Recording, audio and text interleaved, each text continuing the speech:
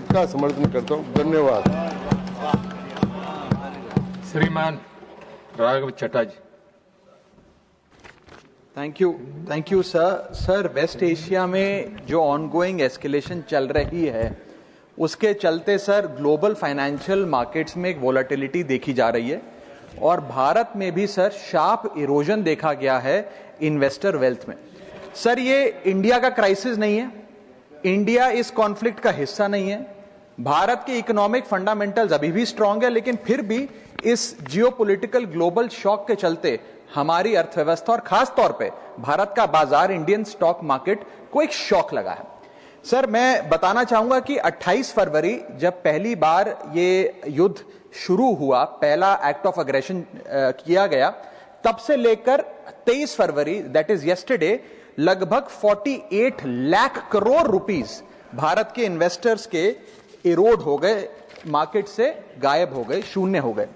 एफपीआईज ने 52,000 करोड़ रुपए 1 मार्च से लेकर 15 मार्च के भीतर भारतीय बाजार से निकाल लिया, रुपया 94 पहुंच गया। ये तमाम चीजें एक रूटीन करेक्शन नहीं है सर, ये कॉन्फ्लिक्ट ड्रिवन शॉक है।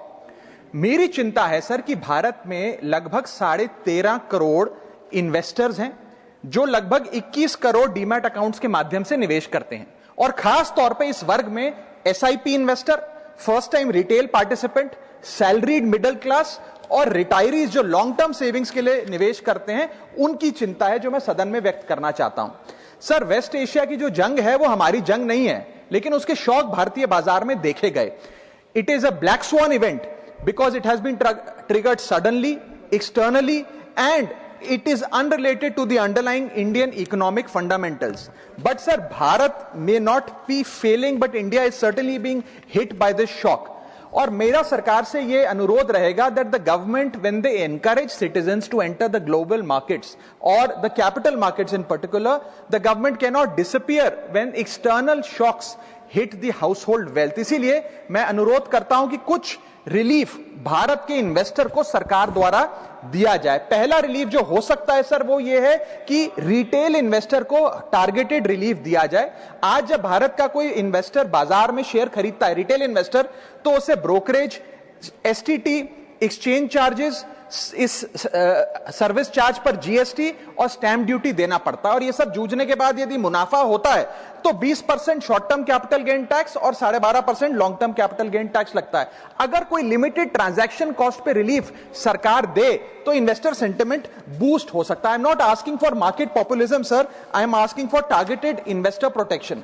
मेरा दूसरा सुझाव है, अगर time bound STT relief retail investor को दिया जाए, एफएनओ सेक्टर को नहीं। एफएनओ सेक्टर में एसटीटी बढ़ाकर सरकार ने अच्छा काम किया, मैं सराहना करता हूं सरकार की, लेकिन रिटेल इन्वेस्टर के लिए अगर एसटीटी का रिलीफ दिया जाए तो एक इन्वेस्टर कॉन्फिडेंस बूस्ट हमारे बाजारों को मिलेगा, भारत के रिटेल इन्वेस्टर को मिलेगा। मेरा थर्ड सुझाव है सर कि कैपिटल लॉस को कैरी फॉरवर्ड करिए। समाप्त कर रहा हूं sir, I just need half a minute.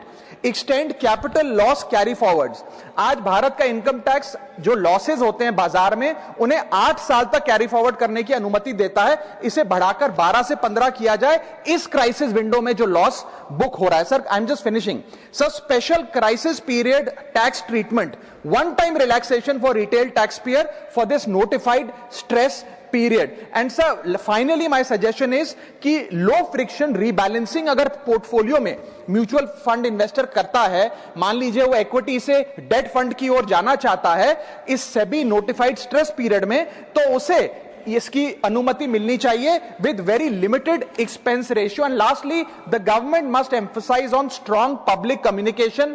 हमारा बाजार, आरबीआई, सेबी, एक्सचेंजेस, वित्त मंत्रालय भारत की मैक्रो स्टेबिलिटी और एनर्जी प्रिपेयर्डनेस पे जनता से बात करें। In conclusion, permit me to say that India's fundamentals are strong. What needs strengthening is the policy shield that surrounds our investors, because this is not our war, but our investors are paying the price. Thank you. Thank you. Shriman Brijlal.